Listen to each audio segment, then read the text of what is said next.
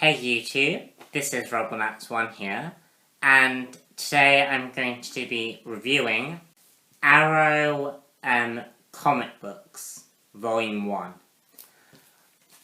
This review is a bit different because, as you've noticed, I haven't added the story element to these books. And the reason for that is because the comic really doesn't have a story. Everything that happens in this book are short stories that add to the mythology of the Arrow TV show. This is similar to the stuff that that we saw in Heroes when that was a TV show. And Heroes basically introduced these comic books, and they would do some short stories which added to the mythology of that show. Arrow does a very similar thing. However, it doesn't have a story element to it. And I think that is such a shame because, you could argue, yes, it does have a kind of story, because a lot of what Oliver Queen is doing is he's targeting people on the list, like he was doing in the season 1.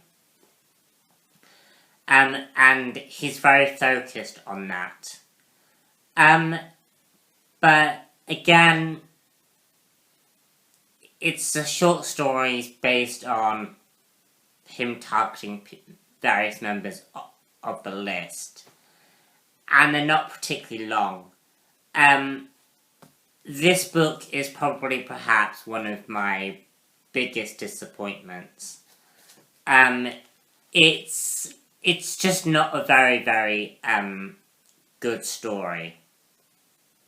And to be honest, you pay £3.99 for not a great story, and you don't need this comic in order to watch the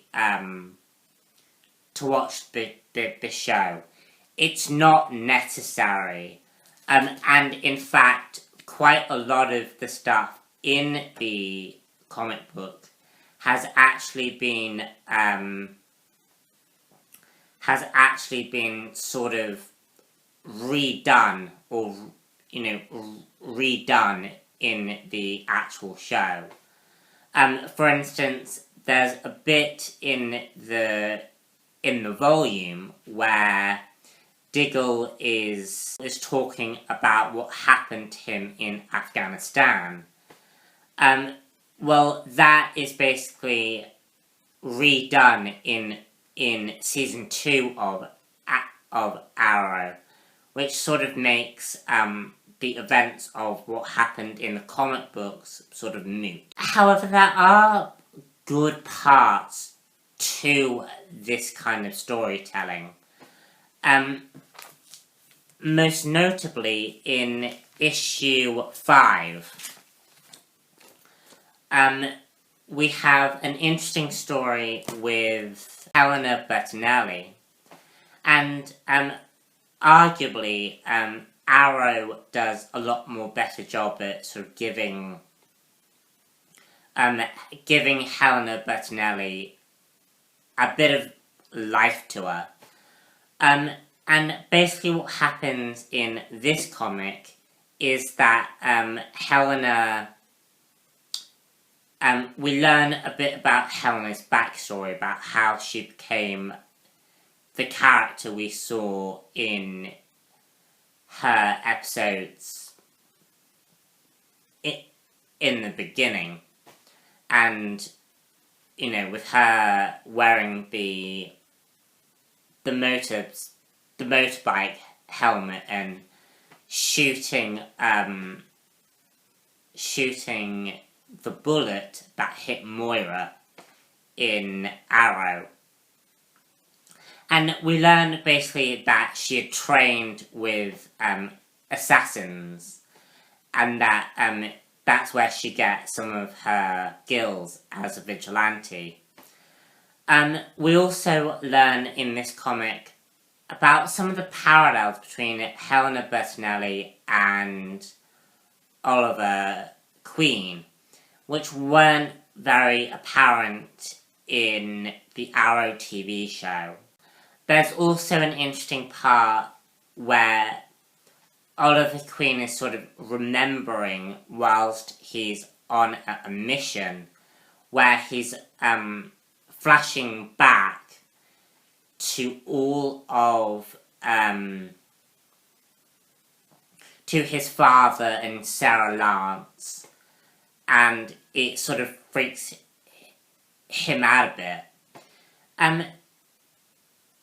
There are good parts to this comic book, but I just feel that it's nothing amazing.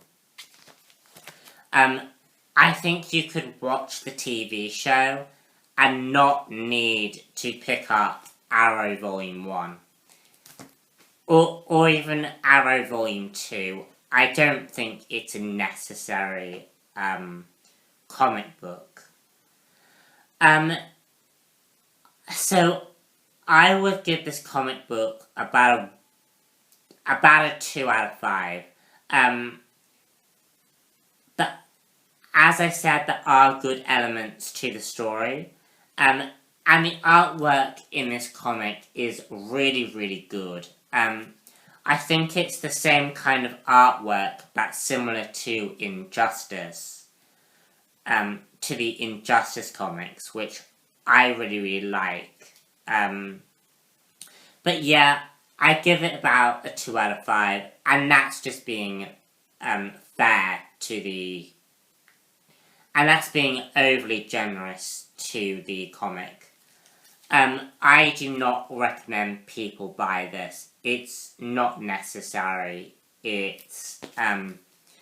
I can see what they're trying to do, but it's not a necessary read. If they turn out not to be very good, I won't continue with it. So that's me done. I hope you all enjoyed the quick review. We'll be back to a regular format. This was just for this comic. And subscribe if you like this video. Got plenty of other stuff. I have my Guardians of the Galaxy review up and running. And yeah. So I'm RobinX1 here, and I shall see you all later for another comic book review. Bye.